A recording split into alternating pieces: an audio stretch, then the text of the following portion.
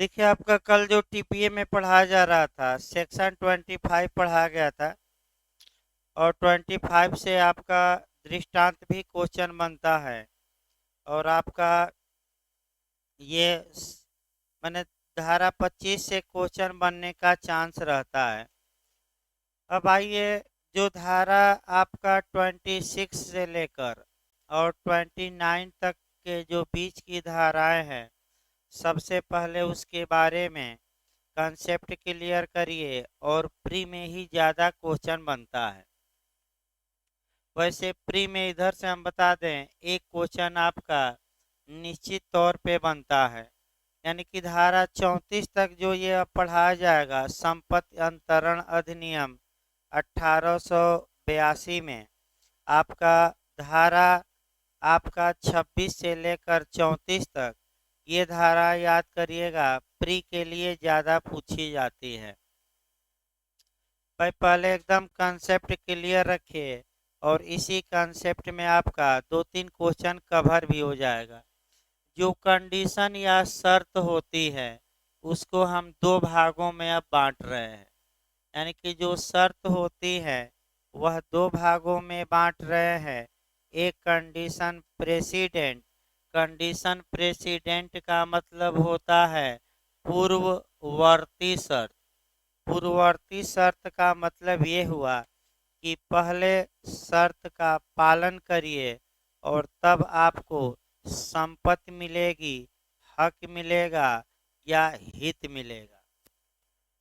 एक होता है आपका कंडीशन सब्सिक्वेंट, यानी कि उत्तरवर्ती शर्त, उसको हम कहते हैं उत्तरवर्ती शर्त या पश्चातवर्ती शर्त या उत्तरोत्तर शर्त। फिर एक बार याद रखिए, पहला है आपका कंडीशन प्रेसिडेंट, यानी कि पूर्ववर्ती शर्त, और दूसरा आपका है कंडीशन सब्सिक्वेंट, यानी कि उत्तरवर्ती या पश्चातवर्ती या बाद की शर्त।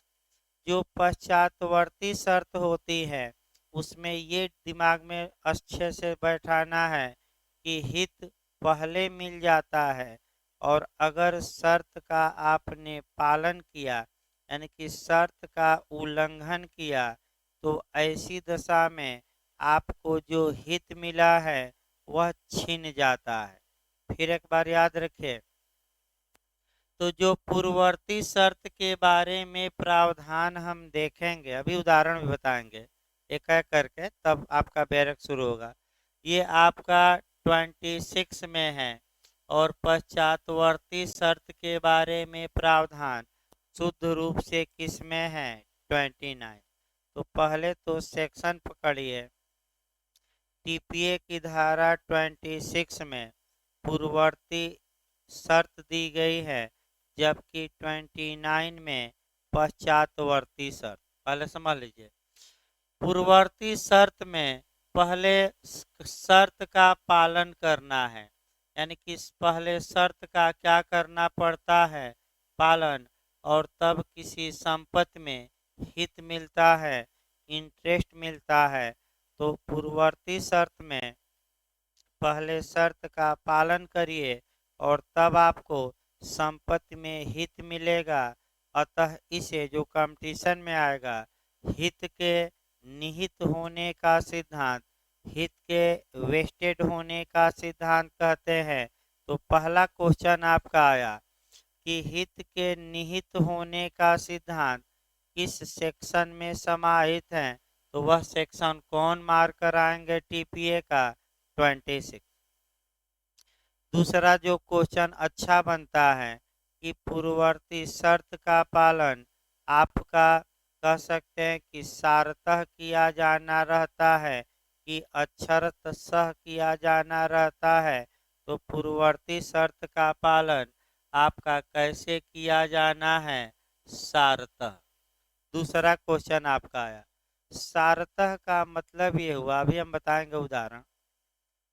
हूबहू या ज्यों का त्यों कहिए, या हूबहू या वर्ड बाय वर्ड शर्त का पालन नहीं करना है, अगर शर्त का आपने मुख्य रूप से पालन कर दिया तो काम चल जाएगा। इसके लिए आपका एफआईआर और एनसीआर भी कल शाम को पढ़ाया जा रहा था हल्का सा, उसमें भी आप देख सकते हैं कि जो एफआईआर दर्ज की जाती हैं वह ज्यों के त्यों की जाती हैं।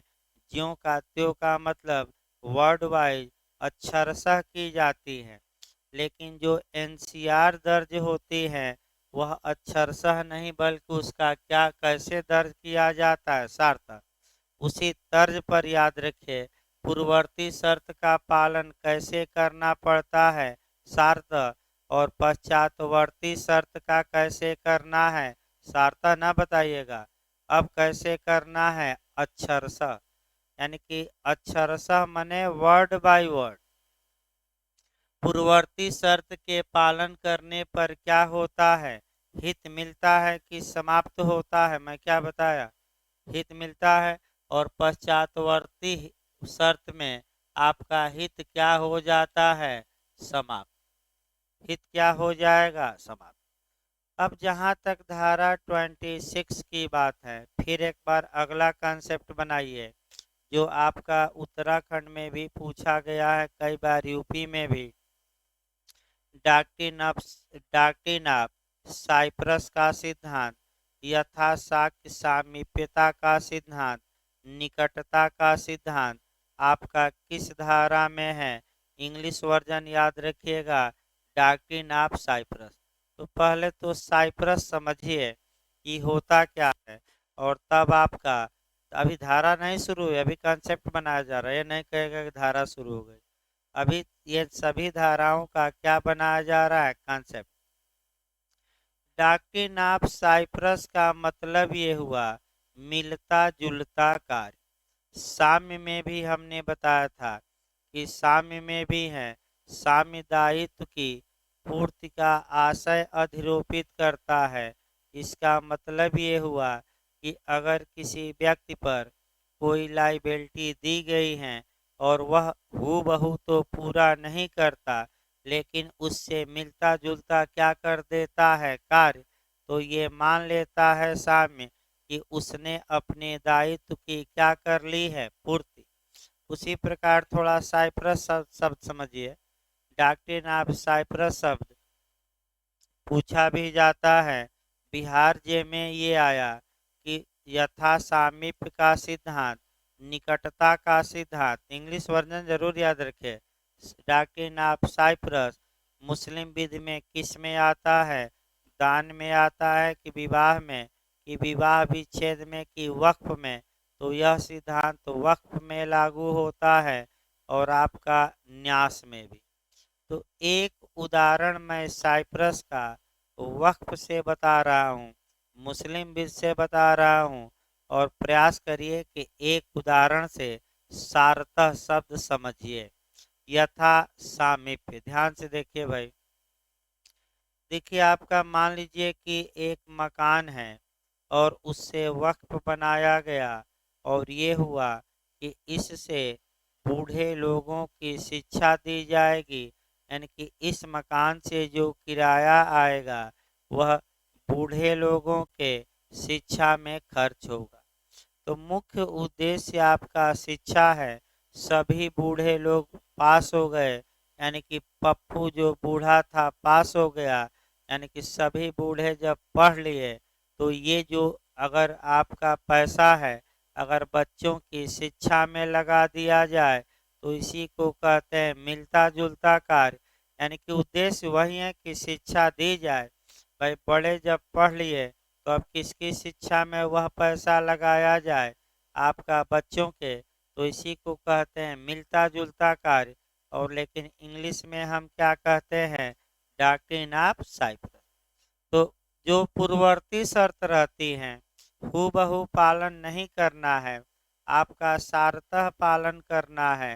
यानी कि अगर कोई व्यक्ति हूबहू वह कार्य न करे, उससे मिलता जुलता कार्य कर ले, तब भी ये माना जाएगा कि वह शर्त का क्या कर लिया है, पालन। और उसे हित मिलेगा कि नहीं मिलेगा, मिलेगा। अब 4-5 उदाहरण देखिए जो कंडीशन प्रेसिडेंट का हो। ए बी से कहता है कि अगर तुम 10 मिनट में 100 मीटर दौड़ लोगे तो मैं तुम्हें 1000 रुपया इनाम दूंगा। तो आप लोग ये बताइए कि इसमें जो आपका संविदा तो हो गई, मुख्य ये कि 1000 रुपया देंगे, लेकिन ये संविदा एक कंडीशन पर आधारित है। वह शर्त क्या है कि 10 मिनट में कितना दौड़ना, 100 मीटर। पहला दिमाग ये लगाइए कि क्या 10 मिनट में 100 मीटर दौड़ना संभव है कि नहीं है। अगर ये कहता कि 10 मिनट में 100 मील दौड़ जाओ तो ये क्या रहता, असंभव। कल ही मैं बताया था कि ऐसी शर्त जिसकी पूर्ति क्या हो, असंभव, तो वह शर्त भी शून्य होगी और अंतरण भी शून्य। अब आइए फिर एक बार देखिए। तो पहले आपका बी को 100 मीटर दौड़ना पड़ेगा, यानी कि पहले शर्त का पालन करे, और जैसे ही शर्त का बी पालन करता है वैसे ही वह 1000 रुपये का क्या हो जाएगा, हकदार। तो ये पूर्ववर्ती शर्त है कि पश्चातवर्ती। पूर्ववर्ती, पहले शर्त का पालन करना है कि पैसा मिल गया, शर्त का पालन। तो ऐसी शर्त का पालन कैसे किया जाएगा, वर्ड बाय वर्ड की शर्त। और जब शर्त का पालन हो गया तो हित समाहित हो गया कि हित विफल हो गया। तो हित के समाहित होने या निहित होने का सिद्धांत की धारा में 26। अब कोई समस्या कॉन्सेप्ट बनाइए, नहीं तो अगला उदाहरण दिया जाए।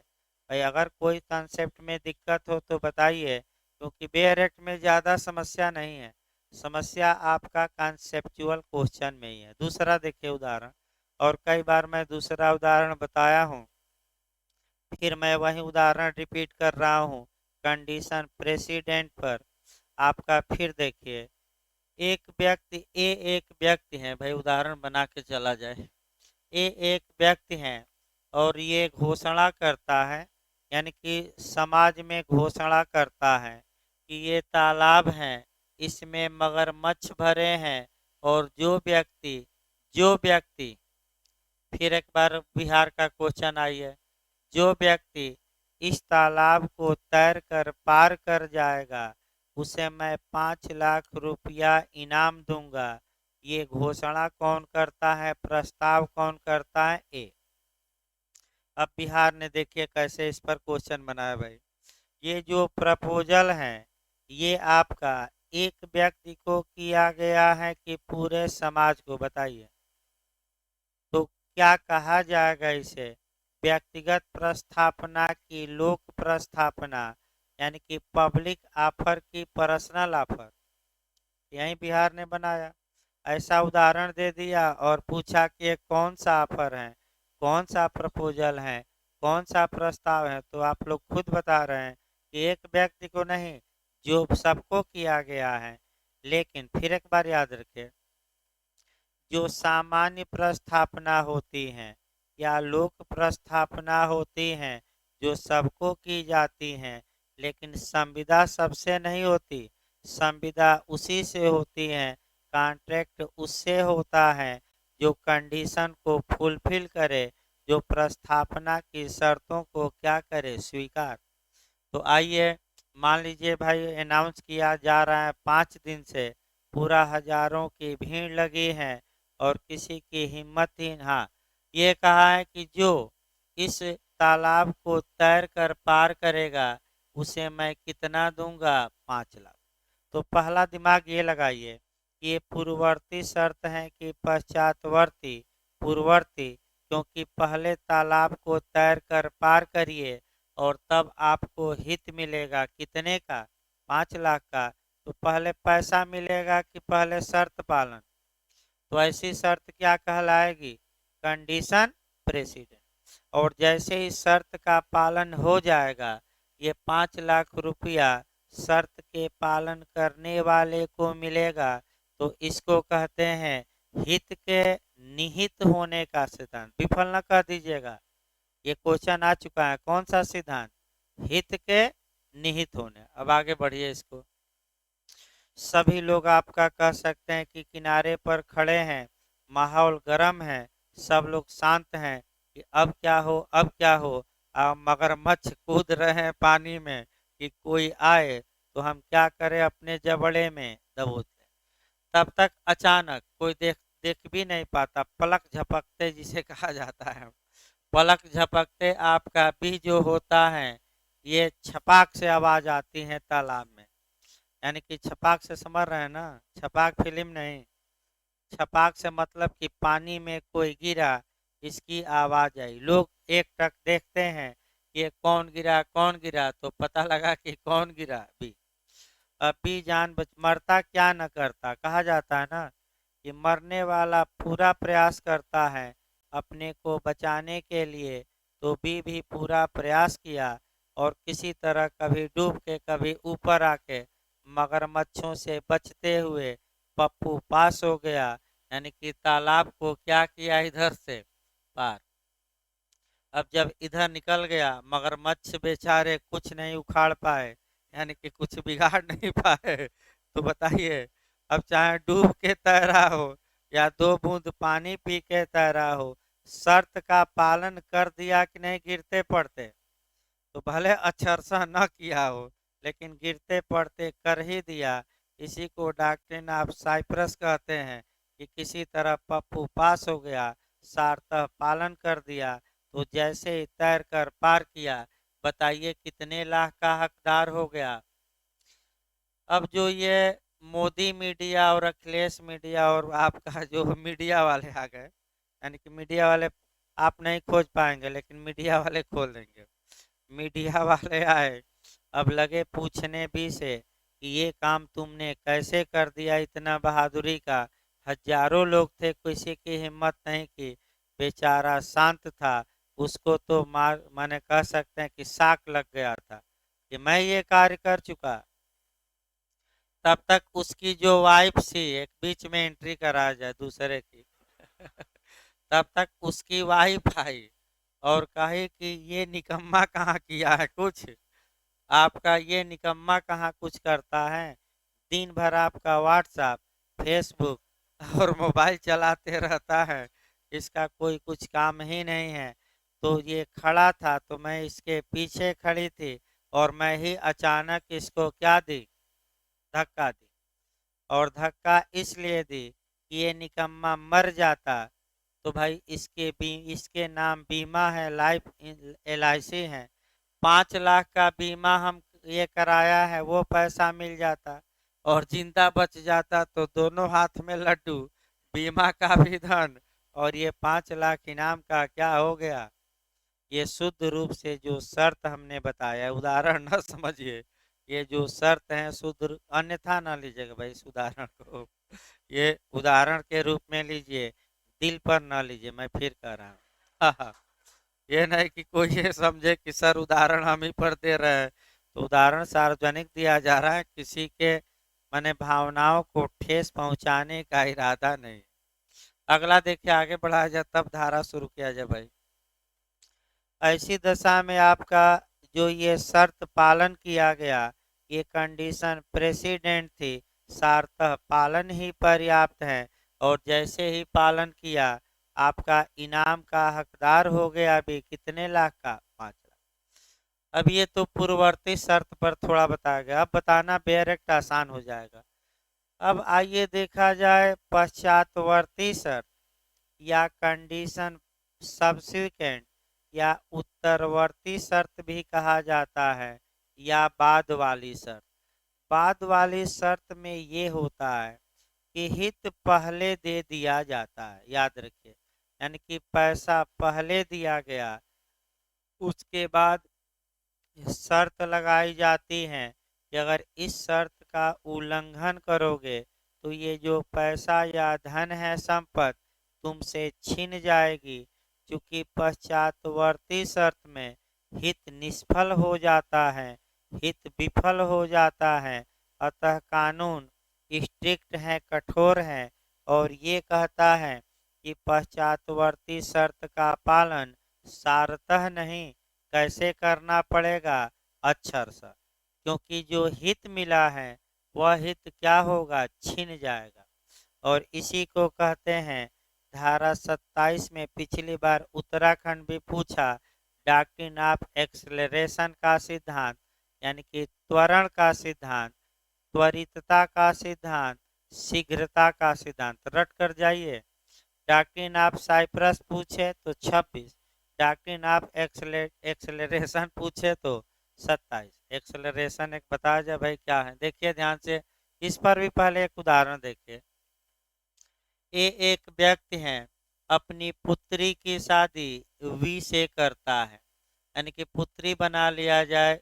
देखिए फिर एक बार, ए की पुत्री भी है और ए अपनी पुत्री की शादी सी से करता है।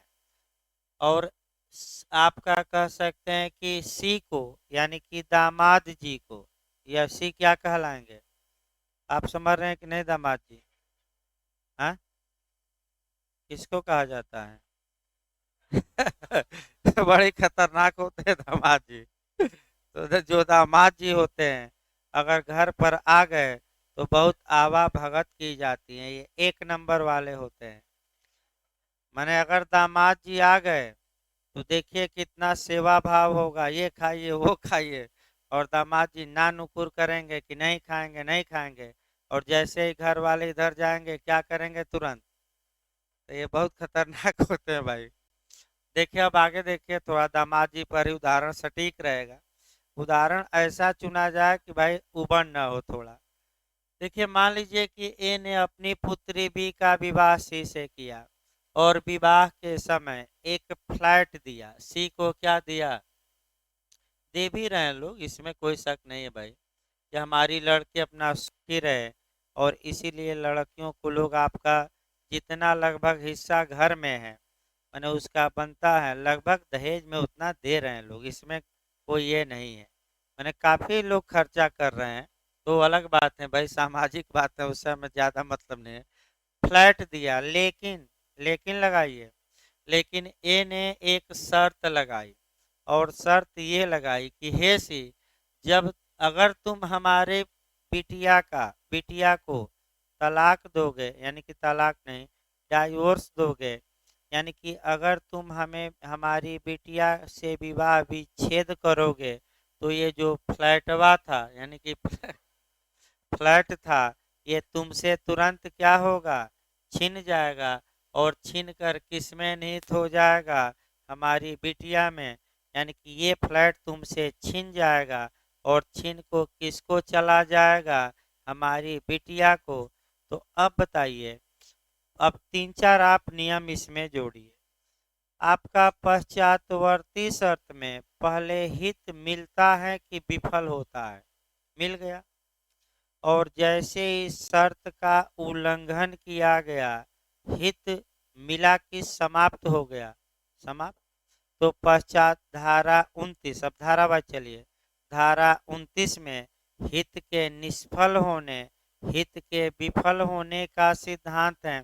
और चूंकि हित चला जा रहा है, ऐसी दशा में जो शर्त लगी है उसका पालन अब सारतः नहीं, वर्ड बाय वर्ड करना है, अक्षरशः करना है। यानी कि मान लीजिए इनकी बिटिया ही डाइवोर्स दे दी, तब शर्त का पालन नहीं हुआ, लेकिन कौन डाइवोर्स दे, सी, क्योंकि स्पष्ट जब शर्त में लिखा है कि कौन डाइवोर्स देगा, सी। सारतः रहता तो कोई डाइवोर्स दे दे, लेकिन सारतः पालन नहीं, चूंकि हित छिन जाएगा, अतः कैसा पालन होना चाहिए, अक्षरशः, वर्ड बाय वर्ड, या बेरेट की भाषा में आपका ज्यों का त्यों। तो अब आपका दोनों शर्तें बता दी गई, अब बेरेट निकालिए। अब आप कहाँ देखिए, सिद्धांत इसमें था भाई, ये जो हमने बताया कि आपका बी में तत्काल निहित हो जाएगा ये फ्लैट, इसी को कहते हैं तत्काल निहित, का मतलब कि सी से फ्लैट माने छूट जाएगा, और कौन पालेगी, बी तत्काल पाएगी। तो ऐसी दशा में तत्काल, जैसे कि आपका स्पीड बढ़ाना रहता है तो एक्सलेटर क्या करते हैं, 1 सेकंड में स्पीड बढ़ा देते हैं, तो उसी प्रकार इसीलिए धारा 27 में ये सिद्धांत है कि तत्काल बी को मिलेगा, और इसी को कहते हैं बार बार पूछा जा रहा है, याद करके जाइए।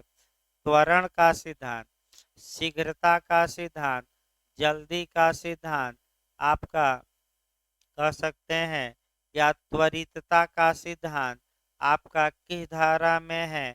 27 में है। फिर याद रखिए। अब सेक्शन देखिए, अब आसान रहेगा, सेक्शनों में उतना दम नहीं है ज़्यादा, मैंने सेक्शन अब आपका पढ़ाया जा रहा है। धारा 26 निकाल लीजिए भाई। कंसेप्ट अगर क्लियर है तो सेक्शन पढ़ाते समय आप खुद देखेंगे कि हमें कोई समस्या माने नहीं आ रही है पढ़ने में। तो आइए धारा 26 निकाल लीजिए भाई, बेरेक की भाषा में। पूर्वभावी शर्त की पूर्ति, हेडिंग तैयार करके जाएगा। देखिए, जहाँ की संपत्ति अंतरण के निबंधन यानी कि प्रावधान कोई ऐसी शर्त अधिरोपित करते हैं, यानी कि शर्त लगाते हैं, कंडीशन, जो इससे पहले कि कोई व्यक्ति उस संपत्ति में हित प्राप्त कर सके पूरी की जानी हो। तो आप लोग बताइए, पूर्ववर्ती शर्त लगी है तो पहले शर्त का पालन करेंगे कि हित मिलेगा? तो यही तो बेरेट कहता है कि पहले आप क्या करिए, शर्त का पालन, तब आपको क्या मिलेगा? हित। तो अगला, वहां यदि उस शर्त का सारतः अनुपालन कर दिया गया है तो फिर आइए, अभी हमने बताया पूर्ववर्ती शर्त का पालन अक्षरशः करना है कि सारतः। तो सारतः अगर पालन कर दिया गया तो माना जाएगा कि शर्त की क्या कर ली गई? पूर्ति। तो सारतः पालन में हमने बता ही चुका हूं मैं, डॉक्ट्रिन ऑफ साइप्रस का सिद्धांत। अब बताइए, हित विफल होगा कि आपका निहित होगा? हित होगा। तो समाप्ति हो गया बेहद, सब कुछ तो बता ही दिया गया। दृष्टांत पूछा जाता है, ज्यादा दृष्टांत अंडरलाइन करिए और आप लोग खुद बताइएगा कि आपका पालन किया कि नहीं किया। क 5,000 रुपये ख को इस शर्त पर अंतरित करता है कि वह घ और अंग की सहमत से विवाह करेगा। तो उदाहरण देखिए, क ख नहीं, ए बी हम कर रहे हैं। ए बी से कहता है कि हे बी, मैं तुम्हें 5,000 रुपया दूंगा, लेकिन कब? लेकिन लग गया वहीं, लेकिन शर्त है जब तुम सी की सहमत से, डी की सहमत से और ई, इन तीनों की रजामंदी से क्या कर लो? मैच। तो बताइए, आपका मान लीजिए अब बी बेचारा दौड़ रहा है रजामंदी के लिए, और आपका अगर अक्षरशः पालन करना रहता तो तीनों की रजामंदी क्या होती? आवश्यक। लेकिन अब थोड़ा नियम बनाइए।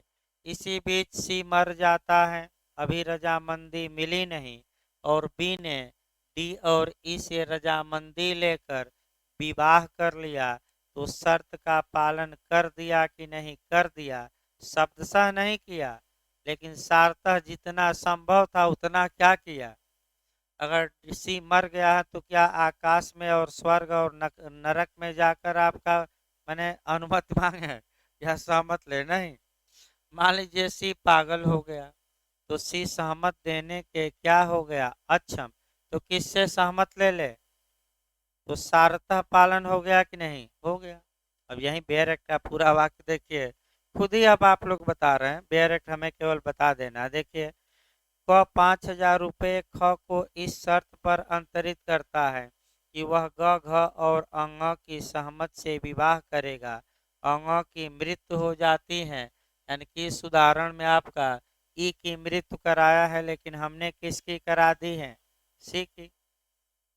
यह, हाँ, ग और घ की सम्मत से ख विवाह करता है, यानी कि जो हमने उदाहरण बताया है, डी और ई की सहमत से कौन विवाह कर लेता है? बी।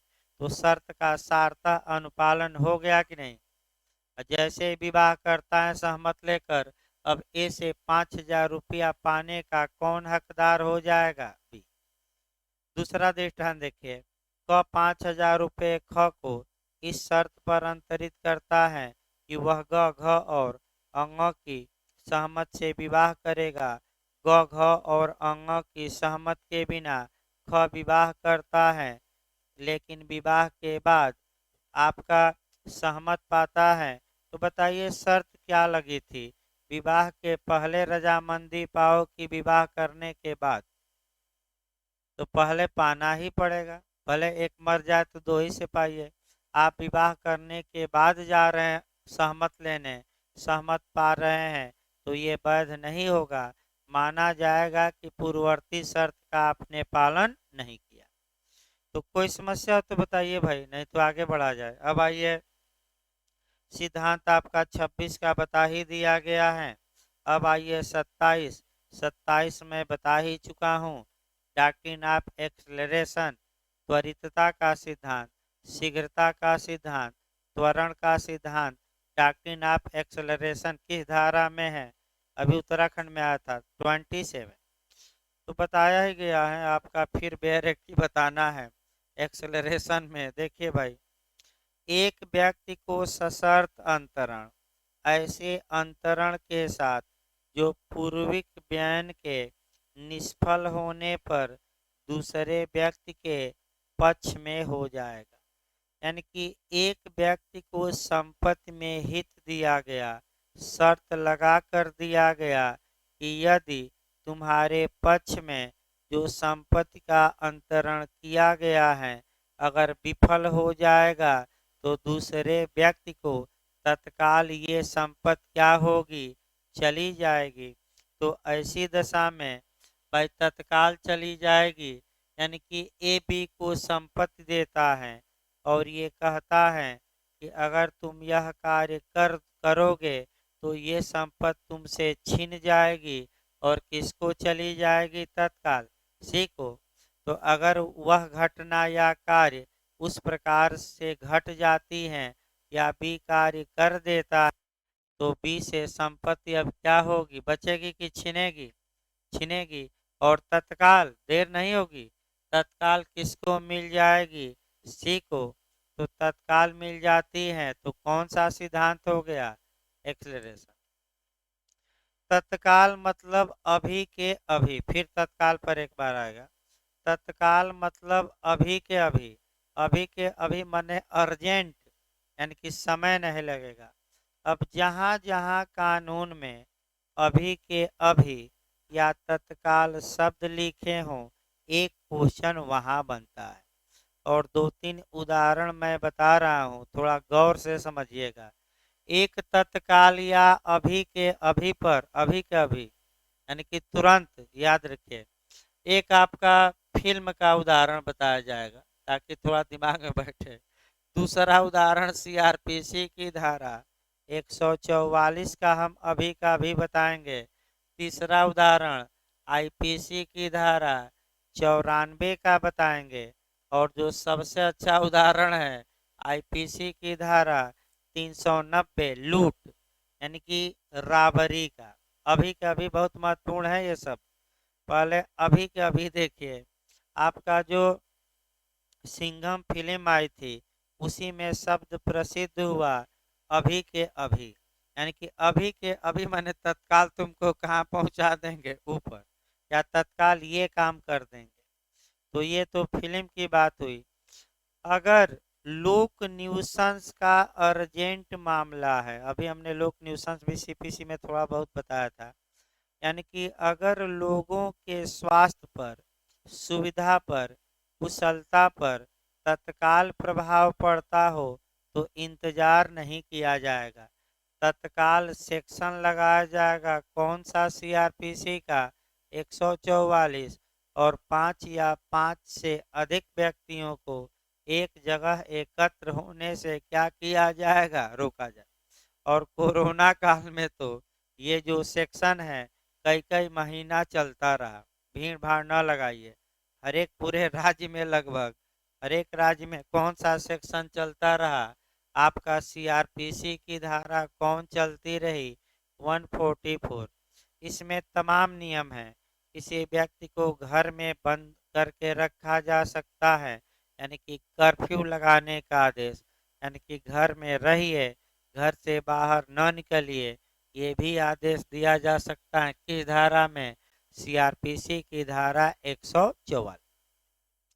अभी के अभी पर जो दूसरा उदाहरण देखना है, बहुत अच्छा क्वेश्चन यहाँ बनता है आपका 94 में, और बहुत बार जे और एपीओ में बना है। भाई आपका समाज में भी लोग पूछते हैं, अभी के अभी पर बिल्कुल आपका सतर्क रहिएगा। भाई देखिए आपका कैसे क्वेश्चन बनता है। एक एक लुहार है और आपका डकैतों की टोली ने, यानी कि डकैतों की टोली ने इसे पकड़ रखा है, और एक दुकान पर ये डकैतों की टोली के साथ जाता है, मतलब डकैत ले जाते हैं, और डकैत ये कहते हैं कि इस दुकान का ताला तोड़ो, और नहीं तो क्या किए जाओगे, जान से मार दिए जाओगे। तो ऐसी दशा में ये विवश हो गया, मजबूर हो गया, भयवश मजबूर हुआ है, ताला तोड़ देता है, तो ये दंड का भागी होगा, क्योंकि वही पॉइंट पकड़ना है अभी के अभी। तो कब बचाव का हकदार होगा, जब तत्काल किसका भय दिखाया जाए। देखिए दो शब्द पॉइंट पकड़िएगा आईपीसी की धारा 94 में।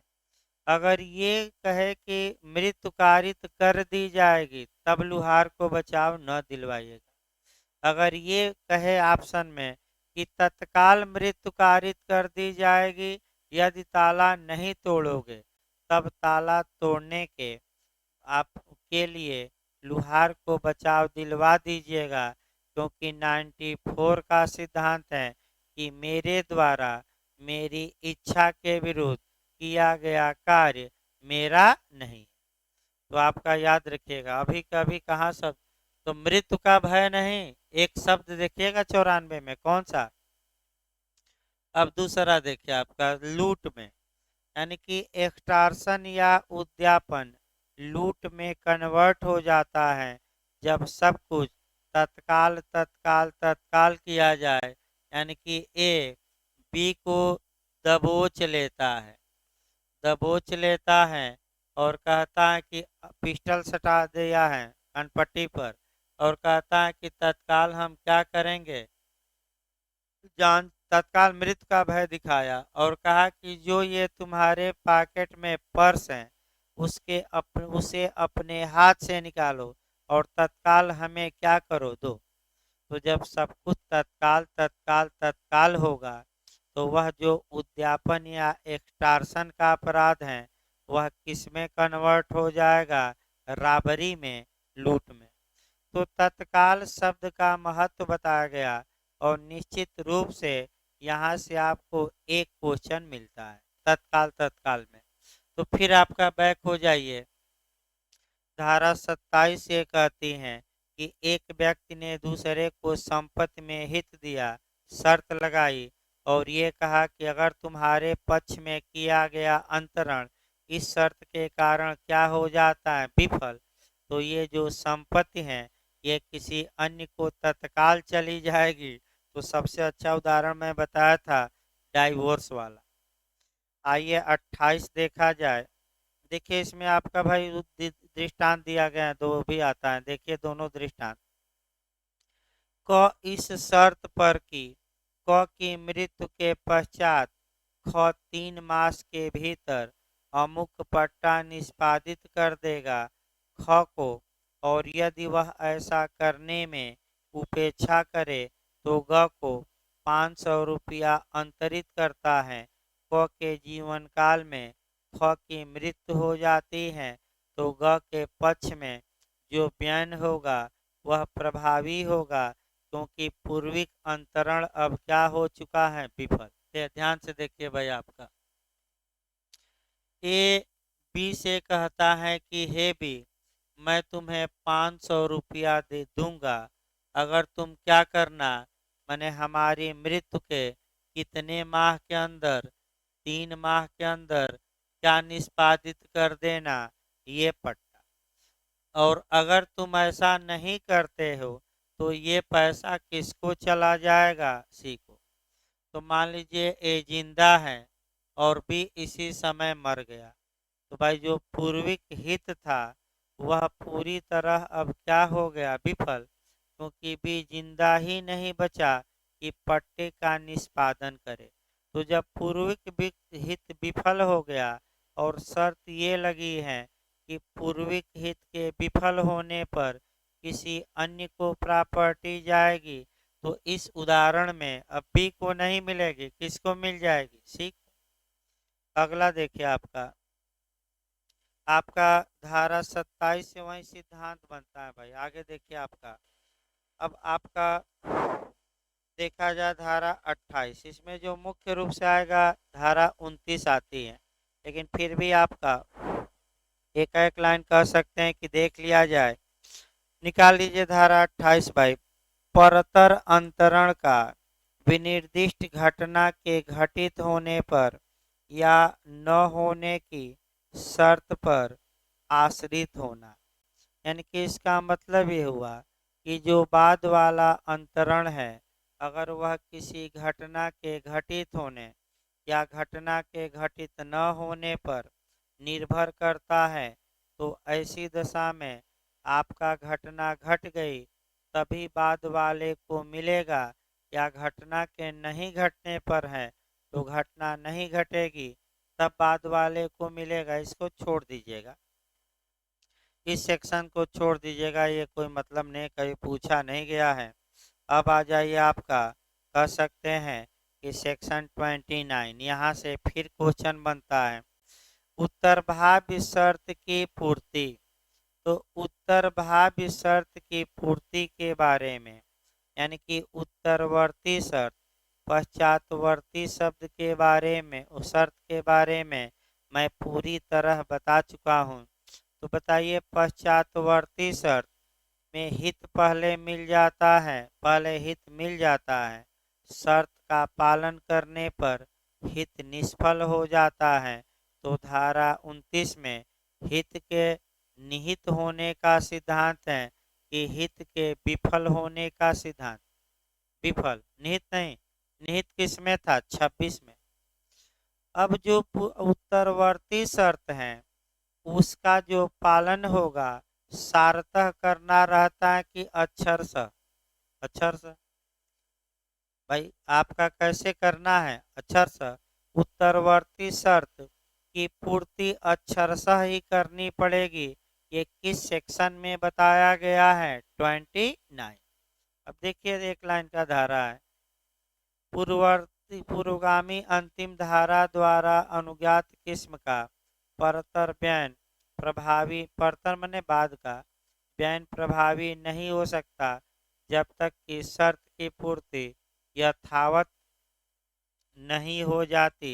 यथावत का मतलब ये हुआ वर्ड बाय वर्ड, यानी कि शब्द शब्द। देखिए एक दृष्टांत है, क 500 रुपये ख को उसके प्राप्त व्यय होने या विवाह करने पर उससे दिए जाने के लिए इस उपबंध के साथ अंतरित करता है कि यदि ख अप्राप्त व्यय ही मर जाए या ग की सम्मत के बिना विवाह कर ले तो वे 500 रुपये घ को मिल जाएंगे। ख केवल 17 साल में विवाह कर लेता है और आपका ग की सम्मत तो लेता है। तो अब आप लोग बताइए, दोनों कंडीशन तो लगी थी कि वयस्क हो जाओगे तब विवाह करोगे, और आप 500 रुपया दे दिया, लेकिन शर्त ये लगाया कि जब तुम वयस्क होगे तब विवाह करोगे और ग की सहमत से ही करना। तो ऐसी दशा में बी ने काम क्या किया कि भाई अवयस्कता काल में ही आपका विवाह किया, लेकिन ग की सम्मत ली थी, तो क्या शर्त का आपका शर्त को भंग किया है? तो शर्त को भंग आपका अक्षरशः किया है। क्यों किया अक्षरशः? क्योंकि प्राप्तवयता में विवाह लिखा था और विवाह कब कर लिया? अप्राप्तवयता में। तो 500 रुपया जो है अब ऐसे अवयस्क को मिलेगा कि छिन जाएगा? 500 मिला था लेकिन क्या हो गया? छिन गया। तो पश्चातवर्ती शर्त में हित मिल जाता है और शर्त का अगर उल्लंघन करते हैं लेकिन अक्षरशः करते हैं तो शर्त क्या होगा? माने संपत्ति आपसे क्या होगी? छिन जाएगी। एक उदाहरण हमने फ्लैट वाला बताया था कि अगर सी बी अपनी पत्नी को डाइवोर्स दे देता है तो ये फ्लैट उससे क्या होगा, छिन जाएगा। तो ये फ्लैट मिल गया पहले, ये ना कहिएगा हित मिल गया है, लेकिन शर्त का यथावत यानी कि अक्षरशः पालन करने के कारण हित क्या हो गया, निष्फल हो गया।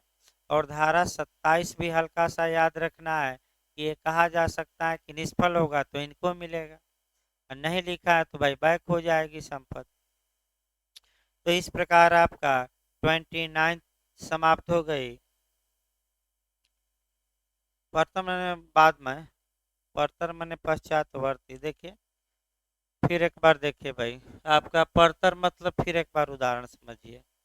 देखिए एक की पुत्री भी है, फिर वही उदाहरण समझिए। एक की पुत्री भी है, ये अपनी पुत्री का विवाह सी से करता है, लेकिन ये और एक फ्लैट देता है, इसी में रहो। लेकिन आपका ये भी है कि परतर एक यानी कि एक शर्त लगा देता है, परतर यानी कि बाद वाली, कि हे सी अगर तुम हमारी पुत्री को डाइवोर्स दोगे तो ये फ्लैट क्या होगा, छिन जाएगा। तो इस शर्त का पालन सार्थ से नहीं छिनेगा, अक्षरश, यानी कि अगर बी ही डाइवोर्स सी को दे देती है तब फ्लैट नहीं छिनेगा। क्यों? क्योंकि भाई हित निष्फल हो रहा है। तो कानून का ये मानना है कि जिस प्रकार से शर्तें लिखी गई हैं हूबहू उसका पालन होना चाहिए। अब परतर अंतरण देखा जाए। परतर का मतलब कि जो सी को फ्लैट मिला है, इसके बाद ये अगर इससे विफल होता है तो ये जो फ्लैट है, या तो ये कह सकता है कि हमारे पास वापस आ जाएगा, या ये भी लिख सकता है कि किसको मिल जाएगा फ्लैट, पुत्री को हमारे। इसी को परतर अंतरण कहते हैं। परतर का मतलब कि इनके बाद, लेकिन इनके बाद वाले कब आएंगे, जब जो इनको फ्लैट मिला है वह फ्लैट का हित सफल रहे कि विफल हो जाए, विफल, तभी तो परतर वाले आएंगे। अगला देखिए आपका, और धाराएं तो छोटी छोटी हैं मुख्य रूप से। आपका पूर्विक बयान पर, इसको कल बताया जाएगा क्योंकि संविधान भी चलाना है भाई आपका, उसको भी समय। तो धारा अभी 10 मिनट बाद संविधान चलेगा भाई। लेख हाँ, क्या अब ट्रांसफर करे लेकिन शर्त वहीं लगी रहेगी, रिस्क पर ले कोई। भाई अगर कोई खरीदता है तो अपने रिस्क पर ले। जैसे कि आपको ही सी बेच दिया तो रिस्क तो रहेगा कि अगर सी ने अपनी पत्नी को क्या दे दिया, रिस्क रहता है।